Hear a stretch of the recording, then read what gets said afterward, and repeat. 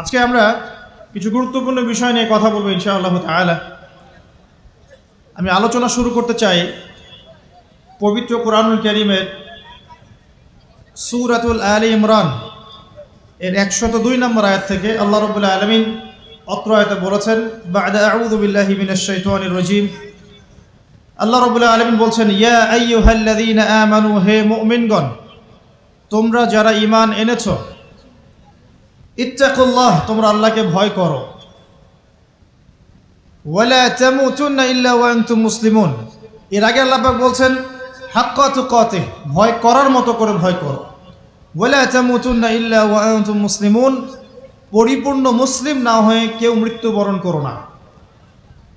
আল্লাহ পাক এখানে মুমিনদেরকে বলছেন ইয়া আইয়ুহাল্লাযীনা আমানু, হে মুমিনগণ। কারা মুমিন? উত্তর পেতে হলে চলে যেতে হবে হাদিসে জিবরিলে। কোন হাদিস?